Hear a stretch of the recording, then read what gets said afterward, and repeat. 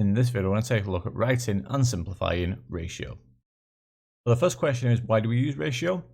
So we use ratios to show how things can be shared or split up. Okay. So to illustrate this idea here with ratio and how we present ratios, what I'm going to do is just draw 3 red marbles like so. So I want you to just believe that these are 3 red marbles here. And then next to these red marbles here, I'm also going to draw 2 orange marbles. Okay, orange marbles, and finally 2 more orange marbles there. Okay, what we can see here is for every 1 red marble that I have, we have 2 orange marbles. So 1 red, 2 orange, 1 red, 2 orange, and again 1 red, 2 orange marbles. Okay, so as a ratio here, the way we present this then is we'd say this is 1 to 2. Okay, so the way we read this here is 1 to 2. Okay, so the 1 here represents the red marbles. That's for the red marbles. And the 2 here is for the orange marbles. Okay, so the next thing here is that we can actually simplify ratio. So let's say we've got 4 to 8. Okay, so I've got the ratio 4 to 8. Then we can simplify this ratio here. And the way we do this is to think of this as like we would for equivalent fractions. And basically when we simplify fractions here, what I'm going to do, I'm going to divide both sides of this ratio here by the same number. Okay. So what I can do here is I can divide both sides of this ratio by 2. So divide by 2. Divide this side by 2 as well. Well, 4 divided by 2 would give us 2. And 8 divided by 2 would give us 4. And again, if we just double check here, we can also divide again. If I divide it again by 2, do the same again on this side of the ratio. And what we get here is 1 to 2. Okay. And at this point here now, I can't simplify any further. Okay. What you might notice here is that straight away, we can just divide by 4. If you divide by 4, straight away, so 4 divided by 4, that would give you 1. And then again, if you do the same on the other side, 8 divided by 4, so 8 divided by 4 would give you 2. Okay. So we can also have decimals with our ratios, and we can also simplify those. So let's say I've got here, say 20 to 2.5. Okay. How would we simplify this ratio here? Well, the first thing I want to do is get rid of the decimal here.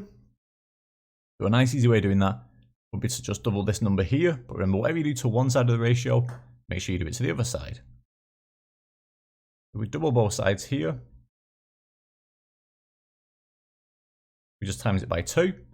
20 times by 2 is 40. And then 2.5 times by 2, that would be 5. We get the ratio 40 to 5 here. So now, we just treat it like we would for this problem here, okay? And in this case, what I can do now, divide both sides of my ratio here by 5, okay?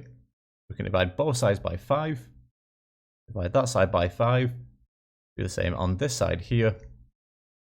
So 40 divided by 5 would give me 8. So that's 8, and then 5 divided by 5, that would just simply give us 1 there, okay? In that case, the simplest form of this ratio here is 8 to 1. And then finally, we can also do the same for fractions here. Let's say we've got 3 over 4, so 3 quarters to 5/8. So 3 quarters to 5/8. Okay. So to simplify here, what we need to do first is get these over a common denominator. Well, this is a denominator of 4. This is a denominator of 8. So to get these over a common denominator, I just simply need to times this fraction here on the left-hand side by 2. Okay. What I'm going to get then is 6 over 8 to 5 over 8. Now from here, just notice these are the dots again, just so I don't confuse here. That would be an equal sign. I've got 6 over 8 to 5 over 8. So from here now, we want to get rid of the fractions and the denominators of 8. What I'm going to do here now is times both sides by 8. Okay. If we do that up here, times both sides by 8, times by 8. In that case then, 6 over 8, If we times that by 8, that would just simply give us 6. And then 5 over 8, if we times that by 8, that would give us 5. So in that case, then we get the ratio 6 to 5 here. But I can't simplify this any further here, okay? So in that case, then, this is its simplest form, okay? And there we have it. So that gives everything we need there for our introduction to ratio. So writing ratios and simplifying ratios. What we're going to do now is just take a look at 3 practice questions for writing and simplifying ratio. So if we take a look at this question here, we have to simplify the following ratio. So we've got 3 parts. So I said 3 questions, but really we just mean these 3 parts here. So part A, part B, and part C. If we begin with part A here, we've got the ratio 24 to 8. So we want to simplify this ratio here. So what's the largest number I can divide both sides of this ratio by here? Well, that would simply be 8. Okay, I can divide both sides of this ratio by 8. Divide that side by 8. Do the same with this side here. Well, 24 divided by 8, that would give me 3. And then 8 divided by 8, that would give me 1. Okay, so we get the ratio 3 to 1 there. And that's that ratio here, 24 to 8, simplified in its simplest form there. Okay, so that's our solution to A. Now for B, we've got a decimal here in our ratio. So to simplify this here, remember we want to get rid of this decimal. What I'm going to do here is double both sides. So times it by 2 to begin with. So times both sides here by 2. So 1.5 times by 2, that would give me 3. And then 18 times by 2, that would give me 36 there.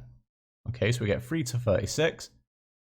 So from here, I need to simplify this. So 3 to 36, what's the largest number I can divide both 3 and 36 by? Well, that would simply be 3. Okay, so we do that up here. 3 to 36. Dividing both sides by 3. On the other side as well. Well, 3 divided by 3, that would give me 1. And 36 divided by 3, that would give us 12 there. In that case, then we get the ratio 1 to 12, and that's our solution to B. And then finally for C here, we've got fractions now. So if I do that underneath here, we've got 1 over 2 to 5 over 8. So remember, the first thing we do here is get these over a common denominator. So all I need to do here now is times this left-hand fraction by 4. I'm going to get 4 over 8. Obviously, this fraction here remains as it is. So that's going to be 5 over 8. So from here now, what I need to do is get rid of this denominator of 8. So I'm going to times both sides by 8.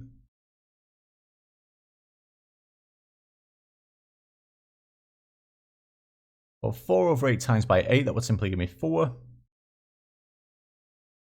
5 over 8 times by 8, that would simply give me 5. So we get 4 to 5 there, and at this point here, we can't simplify it any further, so that's our solution. Okay, so that's our solution to A, that's our solution to B, and that's our solution to C. Okay, and there we have it. So that brings us to the end of this video on writing and simplifying ratio. In the next video, we're going to take a look at sharing ratio.